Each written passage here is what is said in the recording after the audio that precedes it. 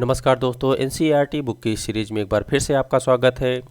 दोस्तों, जैसा कि आप जानते हो, मैं एनसीईआरटी बुक की एक सीरीज़ चला रहा हूं और उसी सिलसिले में एक बार फिर से मैं NCERT book geography subject class 6 की लेकर के आया हूं और मैं क्लास 6 के 5th चैप्टर लेकर के आया हूं। दोस्तों, इसके पहले मैं 5th चैप्टर का पार्ट 1 ख़त्म कर चुका हूं और उसमें जो कुछ छूट गया था 5th चैप्टर में, उसको मैं पार्ट 2 में लेकर के आया हूं। दोस्तों, तो मैं ऊपर के सभी कंटेंट जो स्थल मंडल थे, जल मंडल थे, ये मैं आपको बता चुका हूँ। दोस्तों, टॉपिक जो छूटा था वहाँ से वायुमंडल था। वायुमंडल के बारे में इस वीडियो में हम डिस्कस करेंगे दोस्तों।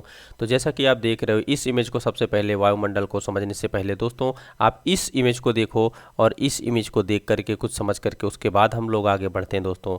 तो मैं छोटा कर देता हूँ ताकि इमेज अच्छे से दिखाई दे। तो सबसे पहले देखो दोस्तों, ये यहाँ पे स्थल मंडल है। स्थल मंडल के ठीक ऊपर जो वायु की परत आती है, वायुमंडल का जो परत आता है दोस्तों, वो क्षोभ मंडल है। क्योंकि हमारे पृथ्वी पर दोस्तों वायुमंडल की 5 परतें पाई जाती हैं और इन्हीं 5 परतों में हमारी पृथ्वी चारों तरफ से घिरी हुई है दोस्तों। ये वायुमंडल की परतें पृथ्वी को अपने जाल में बांध रखा है। तो दोस्तों, और ये जो वायुमंडल की परतें हैं बहुत ही महत्वपूर्ण परतें हैं और ये 5 परतों में पाई जाती हैं।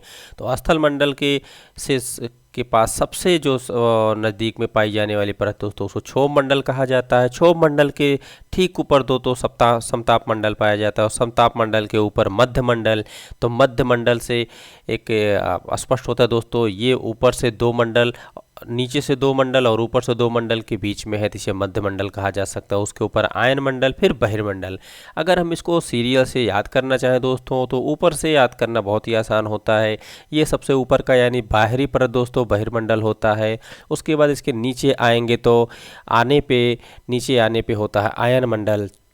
फिर हम बीच में पहुंचते हैं जहाँ पे मध्य मंडल होता है और मध्य मंडल के नीचे आते हैं तो वहाँ का तापमान जो होता है कम होता जाता है दोस्तों। तो ये समताप मंडल, फिर सबसे नीचे दो है दोस्तों क्षोभ मंडल। तो इस तरीके से 5 मंडल, 5 वायु की 5 परतों द्वारा 5 मंडल का निर्माण हुआ है दोस्तों। तो आओ इसको हम अच्छे से पढ़ते हैं और फिर से समझेंगे किस परत की क्या महत्वपूर्ण भूमिका है।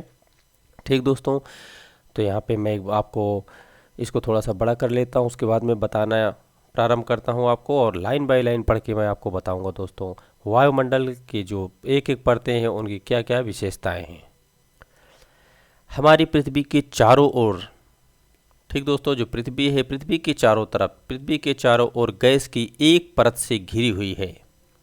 गैस की एक परत से घिरी हुई है दोस्तों। जो वायुमंडल की ये परत पाए जाते हैं वो गैसीय रूप में है दोस्तों, इसीलिए इसे वायुमंडल कहा जाता है।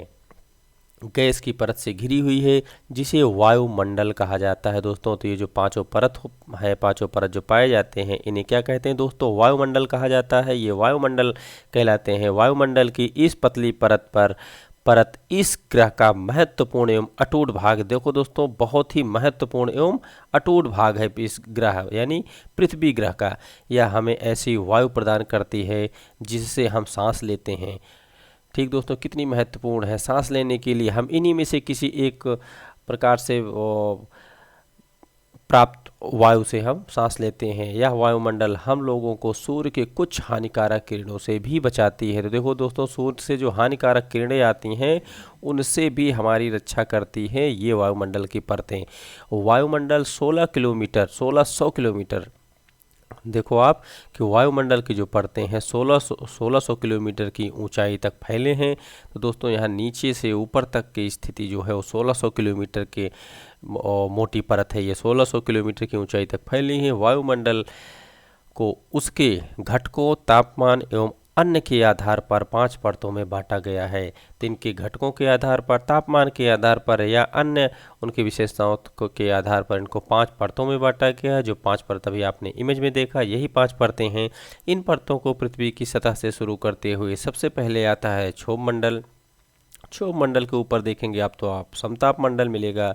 समताप मंडल के ऊपर मध्य मंडल, मध्य मंडल के ऊपर आयन मंडल और आयन मंडल के ऊपर बहिर्मंडल। इस तरीके से 5 मंडल मिलते हैं और आप इसे वायुमंडल की 5 परतें भी कह सकते हैं दोस्तों।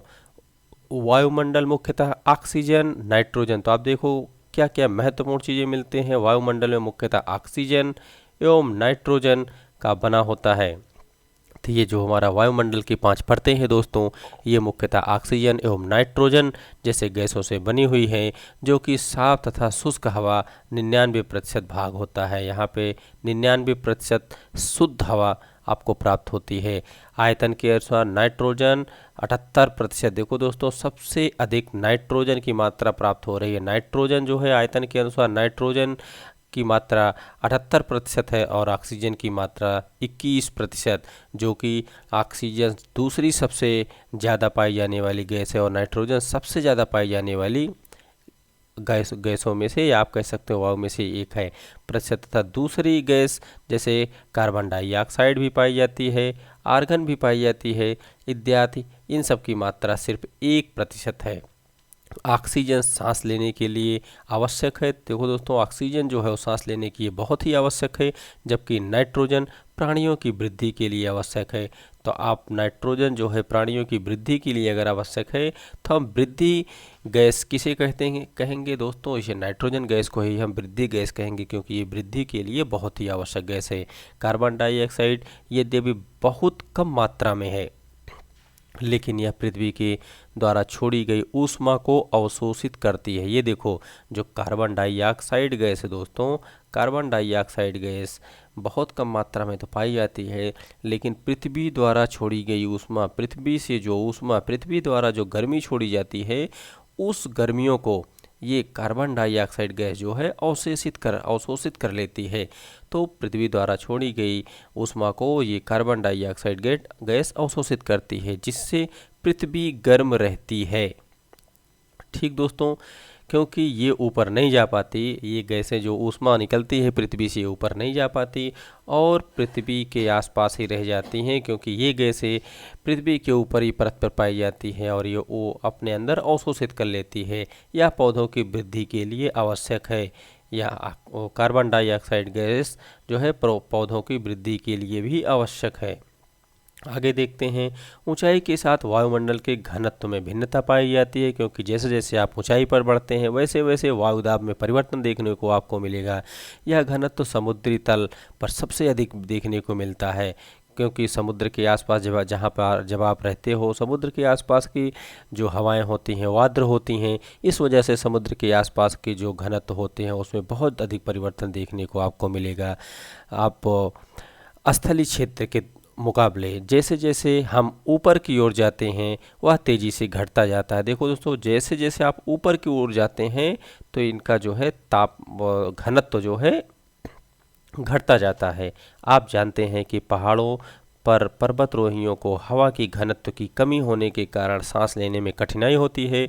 ऊंचाई पर सांस लेने के लिए उन्हें अपने साथ ऑक्सीजन सिलेंडर लेकर जाना पड़ता है। बिल्कुल दोस्तों, आपने देखा होगा कि जब पर्वतारोही ऊपर पर्वत पर चढ़ते हैं तो अपने साथ ऑक्सीजन का सिलेंडर लेकर के चलते हैं, क्योंकि वहाँ पे ऑक्सीजन का घनत्व कम हो जाता है और वो घटता जाता है और जीने के लिए ऑक्सीजन बहुत ही ज़रूरी है दोस्तों।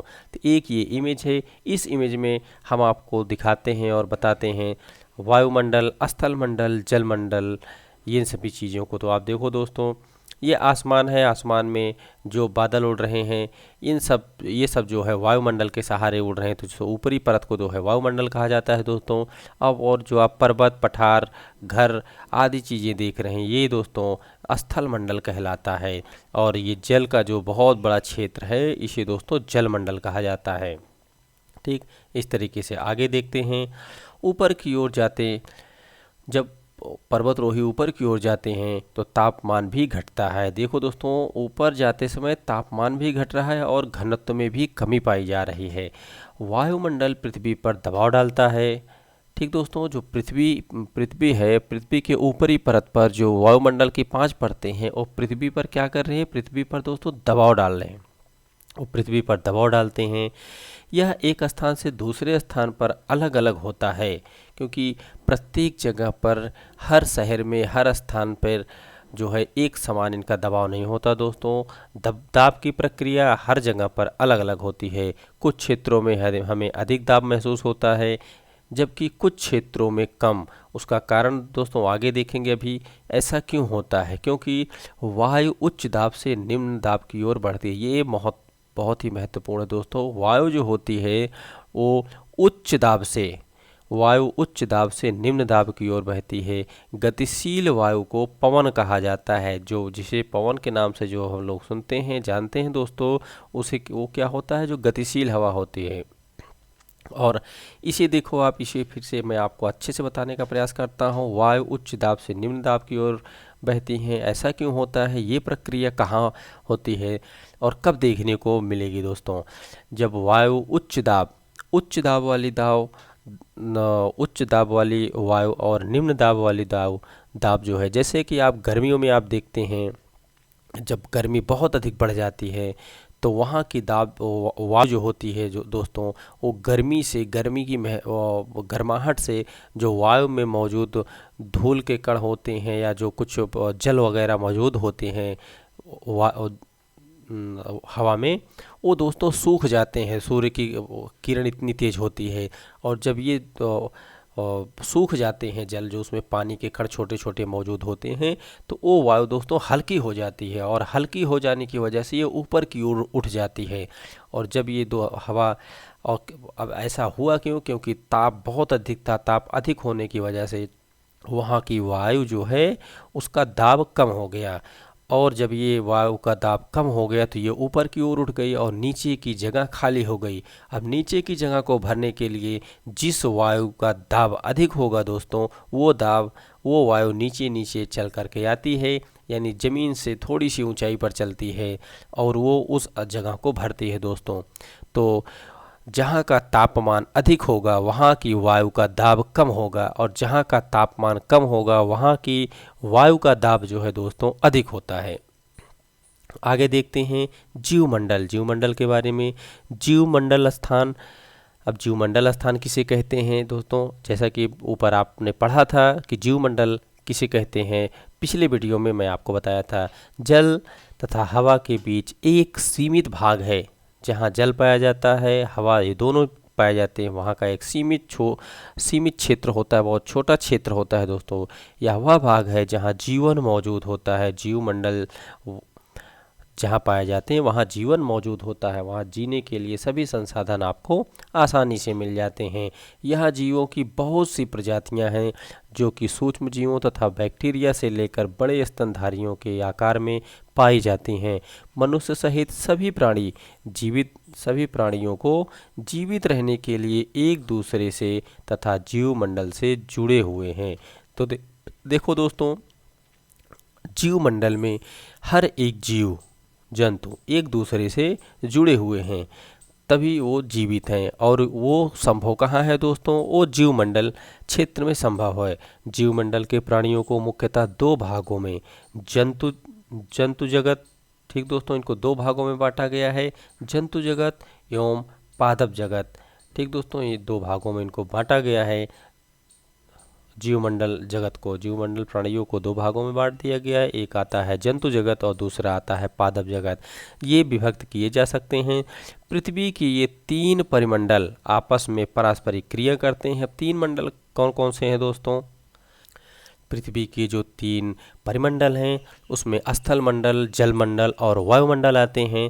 तो ये जो आपस में क्रिया करते हैं तथा एक दूसरे को किसी न किसी रूप से प्रभावित करते हैं। उदाहरण के लिए लकड़ी तथा खेती के लिए वनों को काटा जाए तो उसमें ढलुआ भाग पर पृथ्वी का कटाव तेजी से होने लगता है। बिल्कुल, अगर वह जंगलों से पेड़ पौधे काट दिए जाए तो जहाँ पे ढाल होगा, बारिश के समय वहाँ की मिट्टी बहुत तेजी से कटेगी, बहाव की वजह से कट जाएगी। इस प्रकार प्राकृतिक आपदाएं जैसे भूकंप से पृथ्वी के सतह में परिवर्तन हो जाता है। हाल ही में सुनामी के कारण अंडमान एवं निकोबार द्वीप समूह का कुछ भाग पानी में डूब गया था। ये दोस्तों अंडमान निकोबार में जो सुनामी आई थी वो 2004 की घटना थी। झीलों तथा नदियों में दूषित पदार्थों के प्रवाहित होने से उनका जल मानव के इस्तेमाल के लायक नहीं रह जाता। यह जल दूसरे जीवों को भी नुकसान पहुंचाता है। बिल्कुल, जैसे लोग जो है घर के कचरे या अन्य मल मूत्र को नदियों में फेंक देते हैं या नदियों में बहा देते हैं तो उससे बहुत नुकसान होता है दोस्तों। उससे मनुष्य उस जल को उपयोग नहीं कर पाता। अगर कोई जीव जंतु उसको उपयोग भी करता है तो इतने जहरीले पानी हो जाते हैं कि जीव जंतुओं को भी नुकसान करते हैं। आगे देखते हैं, उद्योगों, तापीय विद्युत संयंत्रों तथा गाड़ियों का उत्सर्जित पदार्थ वायु को प्रदूषित करता है। कार्बन डाइऑक्साइड वायु का एक बहुत महत्वपूर्ण घटक है दोस्तों। अब देखो, कार्बन डाइऑक्साइड, जैसा भी आपने ऊपर पढ़ा था कि पृथ्वी जब ऊष्मा बाहर छोड़ती है तो कार्बन डाइऑक्साइड इसको अवशोषित कर लेती है। तो कार्बन डाइऑक्साइड वायु का एक महत्वपूर्ण घटक है, लेकिन कार्बन डाइऑक्साइड की मात्रा में वृद्धि के कारण पृथ्वी के तापमान में वृद्धि हो रही है। बिल्कुल जैसे जैसे कार्बन डाइऑक्साइड में वृद्धि हो रही है वैसे वैसे पृथ्वी के तापमान पर भी वृद्धि हो रही है। इसे भूमंडलीय ताप कहा जाता है। तो जब पृथ्वी के तापमान में वृद्धि होगी तो इसे क्या कहा जाएगा?